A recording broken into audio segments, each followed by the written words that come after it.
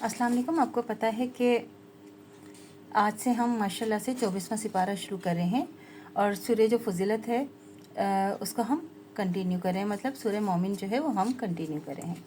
बिस्मिल्लाहिर्रहमानिर्रहीम।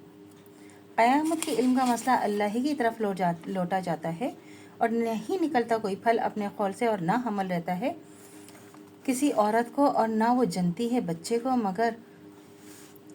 मगर ये सब इसके इल्म में होता है। जिस दिन वो इनको पुकारेगा कि मेरे शरीक कहाँ हैं, वो कहेंगे कि हम तुझसे अर्ज़ करते हैं कि हम में से कोई इनको शिरक का दावा नहीं। 47। और जिनको वो पहले पुकारा करते थे वो सब उनसे गायब हो जाएंगे और वो यकीन कर लेंगे कि उनके लिए रहाई का कोई मौका नहीं है। 48। इंसान नेकी की दुआएं मांगता तो थकता नहीं, मगर उसको कोई मुसीबत आ जाए तो ये हिरासा और नाउम्मीद होता है कि 49। और उसको तकलीफ़ के बाद हम अपनी नेमतों का मज़ा चखा देते हैं तो कहता है ये तो मेरा हक़ है और मैं नहीं समझता कि क़यामत कायम होगी। अगर मैं अपने रब की तरफ लौटाया गया तो मेरे लिए वहाँ भी खुशहाली है। तो हम ज़रूर काफिरों को उनके सब अमाल बता देंगे कि उनको सख्त अजाब का मज़ा चखाएंगे। 50। और जब हम इंसान पर करम करते हैं तो वो मुंह फेर लेता है, पहलू बदल लेता है। जब उसको तकलीफ़ पहुँचती है तो खूब लंबी चौड़ी दुआएँ मांगता है। तो आप फरमा दीजिए, तुम बतलाओ, अगर ये कुरान अल्लाह की तरफ से हो फिर तुम इससे इनकार करो तो इससे ज़्यादा कौन गुमराह होगा जो दूर दराज की मुखालिफत में पड़ा हो।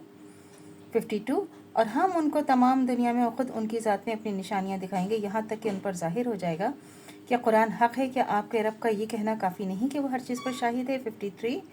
ख़बरदार, ये अपने रब के सामने हाजिर होने में शक करते हैं। ख़बरदार कि वो हर चीज़ पर अहाता किए हुए हैं। 54। हामीम ऐन सीन क़ाफ 2। सूरह नूरी की ये आयत हैं जो हम शुरू कर रहे हैं। सूरह शोरा जो है वो हम जो है वो शुरू कर रहे हैं। सूरह शोरा, नूरी तो कोई वो है ही नहीं सूरत, स्लिप ऑफ टंग। सूरह शोरा। ए नबी, अल्लाह जो ज़बरदस्त है, हिकमत वाला है, इसी तरह आप और आपसे पहले रसूलों पर वही करता रहा है। 3। उसी का है वो सब कुछ जो आसमानों में है, जो ज़मीन में है, वही सबसे ज़्यादा बुलंद अज़मत वाला है। 4।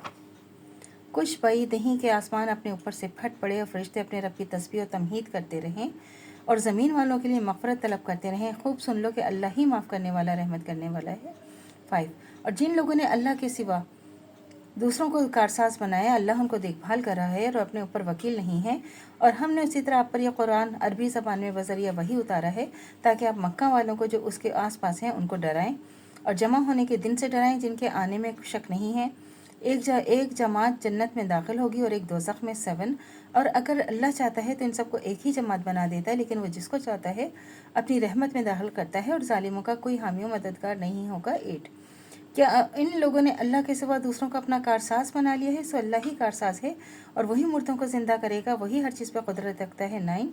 और तुम जिस बात में अख्तलाफ करते हो तो उसका फ़ैसला अल्लाह ही के हाथ में है। यही अल्लाह मेरा रब है, उसी पर भरोसा करता हूँ, उसी की तरफ रुजू करता हूँ। वो आसमानों ज़मीनों का पैदा करने वाला है। उसने तुम्हारे लिए तुम्हारी ही ज़ात के जोड़े बनाए, 4 पायों के जोड़े बनाए, उसी तरीक़े पर तुम्हारी नस्ल फैलाता रहता है। अल्लाह जैसा कोई नहीं है, वही खूब सुनने वाला, खूब देखने वाला है।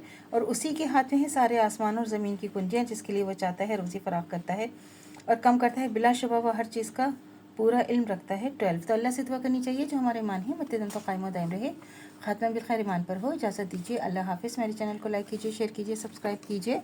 शुक्रिया।